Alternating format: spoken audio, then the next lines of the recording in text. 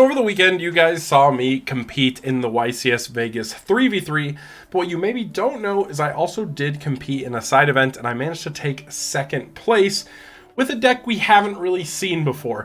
We've seen kind of different versions of this deck to a degree, but I decided to bring something spicy, something new, and I really wanted to show you guys because honestly, I think I'm onto something here. You know, we did end up losing in the finals. It kind of came down to a top deck war. My opponent had the better top decks.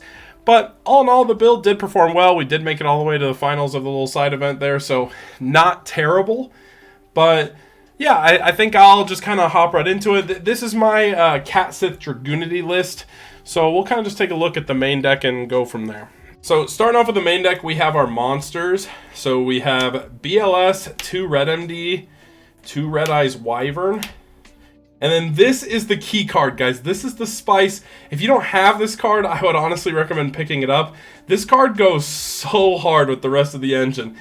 We have Dragunity, and you know we'll kind of go through our engine a bit more, and then I'll come back to this card. But Dragunity is really good in this deck. So we'll go. We got 3 copies of Ducks. This is just our Dragunity engine, and then we just have 2 Phalanx. So nothing too crazy or fancy, right? And then lastly, we have a tour guide engine with Kushano Sangan. And then we're going to kind of wrap this up with 3 Fabled Catsith, as well as 2 copies of Effect Veiler. So this was the monster lineup, and this is where the Catsith becomes really good with the card Dragunity. So we'll kind of jump back into Dragunity. As you guys already know, I mean, this is pretty similar to lists you've seen before, Psycon's Dragunity list. The only changes I made is basically adding Kushano plus the 3 Catsith and the Dragunity. And so we'll go over Dragunity real fast. When your opponent special summons a monster, you can discard 1 card to special summon this card from your hand or graveyard. There can only be 1 face-up Dragunity on the field. So what makes this card so good is it's a dragon and a water. You can send it off Future Fusion, and you can either send it off Future Fusion or Dragon's Ravine. And honestly, even opening this card isn't bad because it says in your hand. So this is a quick effect that can trigger basically during your opponent's turn when they special summon, for example, a Hyperion. You can trigger Dragunity from your hand or grave and then just pitch a Catsith, and you get to pop their Hyperion or whatever card they put. So once your opponent catches on to this, they realize that Dragunity actually applies a ton of pressure to them. They never know if you have the Catsith in your hand, and you can just at any point when they special summon your own Dragunity, and it really puts them in an awkward position. It's kind of tough for them. So I really like this card, especially the fact that you can just kind of pitch and send it off to Ravine. And the reason why I like the synergy between the Catsith and the Dragunity cards is in the same light you can pitch Fabled Catsith off of Ravine to just pop a card. So it basically prevents you from getting walled off by Thunder King like you typically would with standard Dragunity. Thunder King becomes significantly less threatening when you can just pitch a Catsith and pop, whether you're using Ravine or even using the likes of Dragunity. So this card goes really hard. And another little interesting thing of synergy for it is it's a level 5, which means if you end up bouncing Kushano back to your hand and you summon Dragunity on your opponent's turn, you could then normal summon Kushano and make yourself a level 8 synchro right there, which is also kind of convenient. Just as leveling in general is pretty nice. I also had a scenario where I summoned Veiler and then synchroed into Bryanak, because Bryanak lets you pitch and trigger your Fableds as well, which is also really good. So this card just has a lot of synergy with the deck, and it's why I decided to kind of play with Dragunity or take this to the event. I think this card is what really changed the game for me. I remember one of my rounds, I did have the Phoenix Wing Catsith combo, but I didn't want to use my Phoenix Wing on their board, and they summoned a single monster.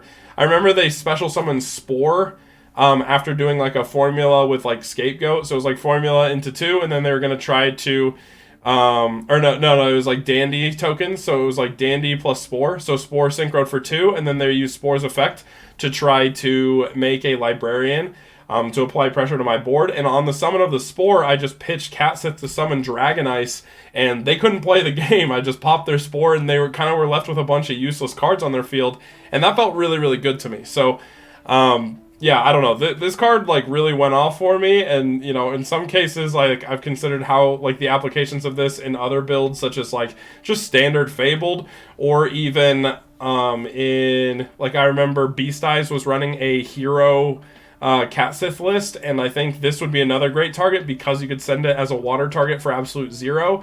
So it has multiple applications in a lot of different decks, but I do just think this card is like has such insane synergy with Catsith because obviously there isn't really a lot of effects that happen, like quick effects that can pop your opponent's monsters on their turn. This would basically be the only instance where that exists. So really cool strategy, really cool like monster lineup. We'll kind of get back into the spells, but yeah, this was like the main piece of the puzzle of why I thought this deck was good. Alright, so moving on to the spells, we are just loaded up on like the best spells in the game. You know, we got Monster Reborn, Heavy Storm, Future Fusion, of course, Mind Control, Pot of Avarice, and Dark Hole. Those are like the big one-ofs. And then we have Triple Upstart. This is just because obviously you want to turbo to your Future Fusion if at all possible. And also you want to turbo to your Terraformings or your Ravines. So we're basically just playing this package for our spells, you know, like Upstarts, Terraformings, Dragon's Ravine. You want to see Ravine really bad. Obviously, your whole deck synergizes with it. Even pitching a Kushano off of Ravine feels really good. Just getting the Kushano back in the grave opens up plays for later. So, yeah, this was a pretty standard lineup. Not much else to say about it, but I did really think that this felt pretty good. Honestly, even going into side, I feel like side decking is hard in this deck because you don't really want to cut stuff down, because like I would cut upstarts for siding, but that sometimes would just feel bad. Sometimes I was like, man, I really just wish I had the upstarts just to get to what I need to get to. Alright, so lastly we have the traps, and to keep it a 40 card deck, we only have 4 traps. So I did 2 Phoenix Wing. You don't need to go to 3 just because of Dragon Ice, right? Dragon Ice changes the game a bit where you don't necessarily need to pitch a Catsith specifically, right? Like Dragon Ice could let you pitch your Catsith, and then Phoenix Wings can be used to pitch other things, which I think is kind of nice. So you have basically a constant floating Phoenix Wing, so to speak, or like a constant floating pop in your graveyard, so that means you don't need as many of these, which means I also supplemented this with like a single copy of Torrential and then a single copy of Dust Shoot. Reasonably speaking, you know, I was on 2 Veiler in this list, and I think maybe there's a world where I cut the Dust Shoot to side and put the 3rd Veiler in, because honestly I did kind of miss the 3rd Veiler in my tournament matches. But yeah, pretty smooth list. You don't really need a lot of back row because you have so much stuff to react to what your opponent's doing. Your deck can play pretty proactively, and it obviously, like just like regular Dragunity, once you get snowballed and start moving, the deck feels unbeatable, like it feels insane, which is kind of how it felt for me in this tournament, where like once I started getting synchro plays off and doing stuff, it got a little hefty for my opponent to deal with. So now we'll move on to the extra deck. I have a single copy of 5-Headed Dragon. That's pretty self-explanatory. We have Utopia. This is for like mind control plays on Tengus when they inevitably hit you with Veilers on your duck summons. And then we, of course, have to have 2 targets for Tour Guide. Obviously, a lot of people run, like, a 3rd. But, like, you normal summon so much in this deck that it can feel a bit messy sometimes. And so, yeah, this is probably enough. Ideally, maybe a 3rd, but you just don't have the extra deck space with this type of deck. I then used, for the Synchros, Trishula, Scrap. That's pretty self-explanatory. We're on 2 copies of Stardust. I did actually make both in a single game. I was against Amazing Mike Man on his Catsith Chaos build, and so I actually, like most people are going to expect you go Stardust plus Scrap, but versus Amazing Mike Man, knowing that he could potentially Phoenix Wing a Stardust and then Catsith pop the Scrap, I made double Stardust, so that wasn't an option, which was kind of interesting. For the 7s, I just have Black Rose, and honestly, I think I'd like to maybe add an Ancient Fairy Dragon. I did get hit with Closed Forest by Amazing Mike Man, and I kind of wished I had, I made a 7, and I kind of wished I could have made Ancient Fairy Dragon instead of Black Rose, but it is what it is. We're on 2 Vajrayana. You obviously need it for your combo, but we don't need to run 3 just because, reasonably speaking, one of them is going to get hand trapped, and you can easily just make like Bryanak or even Orient Dragon. as like another one of your targets. I made Orient Dragon a lot to out one of my opponent's synchros. This card came up really big in grand finals, and I was playing against Scraps, and so this outed Scrap Dragon, which felt really nice. But yeah, so you can, because of the fact that you can always just synchro into 6, you don't necessarily need the other Vajrayana to like go into the 8s. This package felt fine, especially with Avarice. You can shuffle things back. And then honestly, because of a side card, I felt like I might need more 5s. So I have one Librarian and then Catastor. Catastor is pretty explanatory.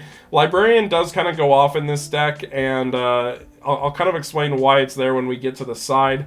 But for the most part, I'm assuming my opponent's siding into hand traps like Veilers when I normal summon a tour guide. So I sided into Cerebral to use like Ravine as an extender with Cerebral, so I could like normal tour guide, get Veiler, then activate Ravine, pitch Cerebral, and then special summon Cerebral, and then I could like synchro into something. And if you go into Librarian, then on the following turn you have draw combos with like going into Vajrayana and then Stardust and stuff like that. So that feels pretty good.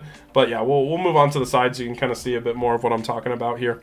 All right, so onto the side. I didn't put a ton of thought into this, but for the most part, I just kind of like went off of what I experienced, like, or what I've seen, like Psycon's side and his Dragunity list, but obviously added my own twist because I'm on the Fabled version.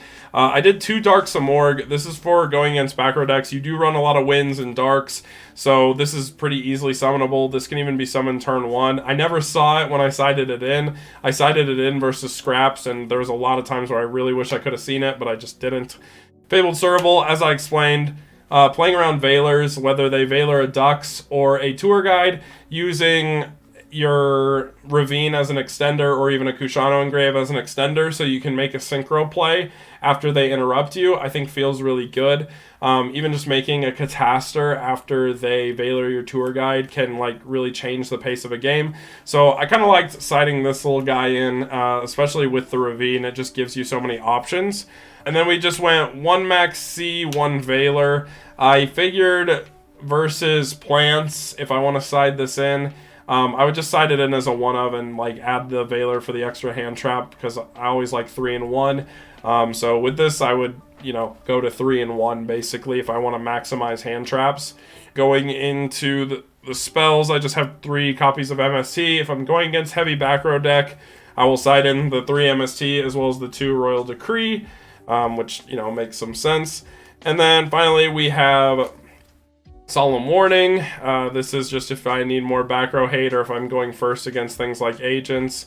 Debunk, I side this in as a counter side to the hand traps people are going to be putting in against me, so I'll typically side this in no matter what. And then lastly, I had 2 Mind Crush. This card actually came up pretty big for me versus Amazing Mike Man. He used Piper and drew into a Chaos Orc that was going to blow me out, but at resolution I was able to Mind Crush it, so that felt pretty good.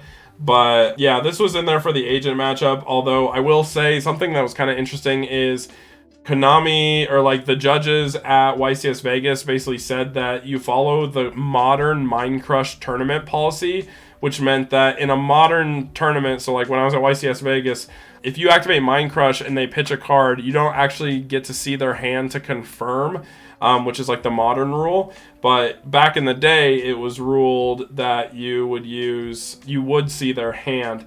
But they basically said that that's not a ruling, that's a policy. So they operate on modern policy, which basically means that I would say this card kind of loses some value on the side. I still don't mind it just because I think it's good to be able to hit agents and stuff like that. Yeah, when you don't get to like confirm and see their hand, like this card does lose a bit of value, I would say. So that's just something to keep in mind for like another IRL Tengu tournament if like Konami decides to do that. So yeah, that basically is my Catsith Dragunity list, guys. Let me know in the comments what you guys think about it. It's a little spicy build. I really hope to see other people try to mess with some of these cards. I think there is a lot of potential, especially with cards like I said, Dragon Ice. I've been really messing with that card a lot lately, and it's a lot of fun. I'll be straight up. That being said, I think that's going to wrap it up for this video. Just want to give you guys a quick look into the build I played at YCS Vegas. That wasn't my X-Saver list. So, yeah, we'll just give a quick shout out to the Patreons. So shout out to Grant Johnson, Beast Eyes, Agent and Pant Tier 0, My Dude, Photo Shooty, Brian Ford, and Sven Albrand. Thank you guys so much for the support. Other than that, thank you guys so much for watching. Make sure you guys like, comment, subscribe, and have a great time doing today.